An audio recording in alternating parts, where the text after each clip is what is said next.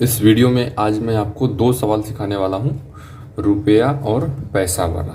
तो आइए देखते हैं पहला सवाल आपका है, एक बछिया का मूल्य 760 रुपये है।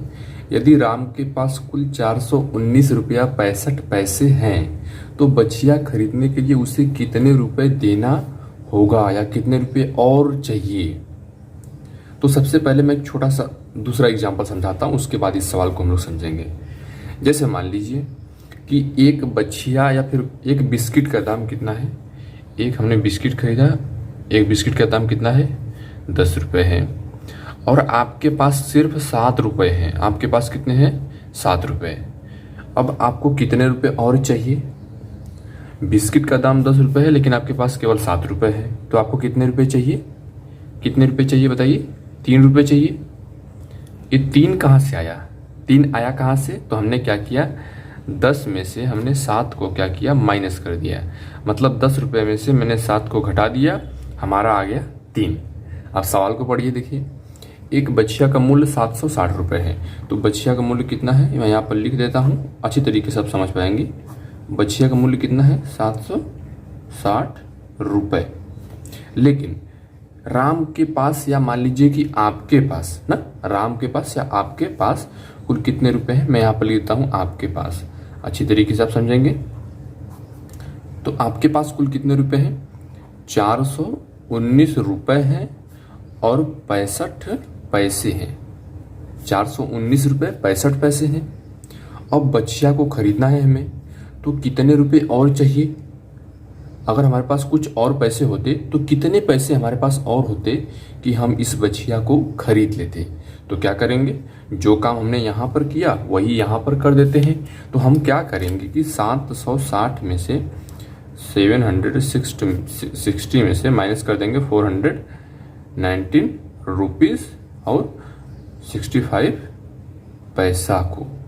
अब रुपया का जोड़ घटाना मैंने सब कुछ आपको बता दिया है। अगर आपने नहीं देखा है तो चैनल पर वीडियो होगा, जाकर देख लीजिएगा, आपको समझ में आ जाएगा। यहाँ पर मैं उसे समझा देता हूँ आपको।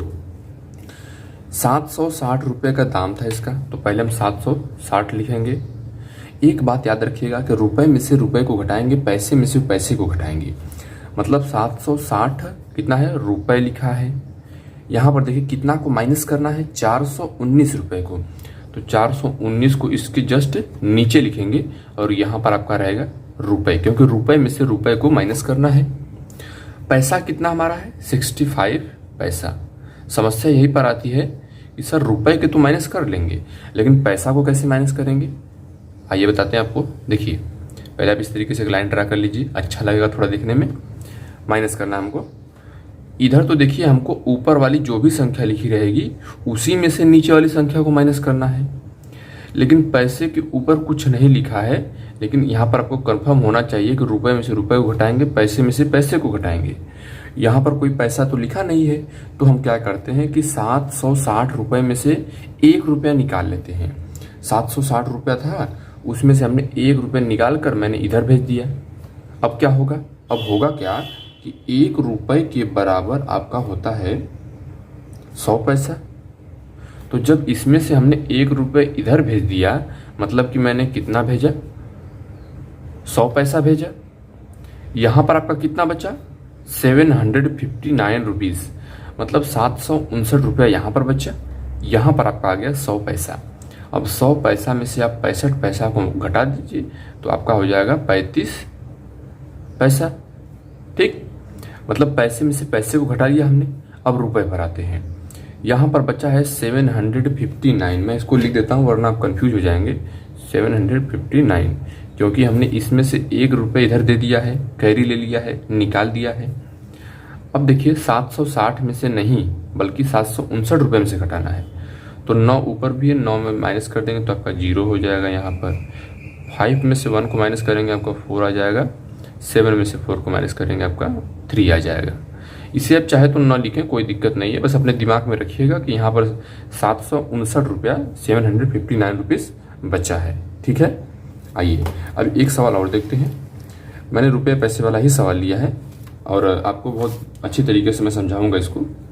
अब दूसरा सवाल क्या कहता है, एक छोटी साइकिल का मूल्य 630 रुपये 74 पैसे यानी 630 रुपीज़ 74 पैसा है। तो साइकिल का मूल्य कितना है? 630 रुपया और 74 पैसा है। कोई भी सवाल हल कर रहे हैं तो पहले उसको लिख लीजिए कि सवाल में क्या क्या दिया है। अब पूछ क्या रहा है? वैसी 18 साइकिलों का मूल्य क्या होगा। मतलब कि एक साइकिल, मैं यहाँ पर लिखता हूँ, आपको अच्छी तरीके से समझ में आना चाहिए। तो यहाँ पर एक साइकिल का मूल्य 630 रुपये 74 पैसा है। अब आपको कितना खरीदना है? अगर आपको 18 साइकिल खरीदना है तो आपको कितना देना पड़ेगा? यही सवाल में पूछा है। अभी मैंने कुछ बताया नहीं आपको, मैं आपको बता रहा हूँ सवाल में पूछा क्या है। अब देखिए, एक मान लीजिए पेन है, उस पेन का दाम 5 रुपये है। अगर आप एक पेन परचेज करते हैं, बाई करते हैं, आपको 5 रुपये देना पड़ता है। अगर उसी तरीके से हम 3 पेन खरीदें तो कितना देना पड़ेगा? तो आप तुरंत कहेंगे कि सर 15 रुपये देना पड़ेगा। ये 15 रुपये कहाँ से आया? 15 रुपये कहाँ से आया? तो आप क्या करेंगे, 3 का मल्टीप्लाई आपने 5 में कर दिया, तो इस तरीके से 3 5 जा 15 हो गया और आपका 15 रुपये आ गया। मतलब कि एक पेन का जो दाम था हमको पता था, हमने एक पेन का दाम पता था, इसीलिए हमने 3 का निकाल दिया आसानी से। किस तरीके से? 3 का मल्टीप्लाई 5 में कर दिया और हमारा 15 आ गया।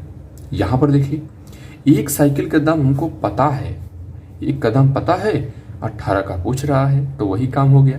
हम क्या करेंगे, एक साइकिल का जितना दाम है, मतलब 630 रुपये 74 पैसे में हम क्या करेंगे, 18 का मल्टीप्लाई कर देंगे, 18 का हम मल्टीप्लाई कर देंगे। अब मल्टीप्लाई आपको करना आता होगा, आसानी से कर लीजिएगा। मैं यहाँ पर लिख देता हूँ डायरेक्ट कितना होगा। देखिए, मैं आपको करके बताता हूँ। 18 चौक 72 का 2 लिखेंगे, आपका 7 बचेगा। 18 7 126 हो जाएगा। 18 7 126 हो जाएगा। और पहले से आपका 7 बचा था, तो 126 में 7 को जोड़ देंगे तो आपका आ जाएगा 133। ठीक, 18 7 126 में प्लस 7 को जोड़ देंगे तो आपका 133 आ जाएगा। मतलब कि 1332 पैसे हो गए। यहाँ पर मल्टीप्लाई कर लीजिए। अब रुपए का मल्टीप्लाई करते हैं तो 18 का गुणा कर देंगे, 0 में 0 हो जाएगा। 18 का गुणा 3 में कर देंगे तो कितना हो जाएगा, 54। 54 का 4 लिखेंगे, आपका 5 बचेगा। 18 54, 54 का 4 लिखेंगे, आपका 5 बचेगा। 18 छक्का 108, 108 में आप 5 को जोड़ देंगे तो आपका 113 हो जाएगा। अब आपका कितना आ गया, बताइए हमको कितना आ गया?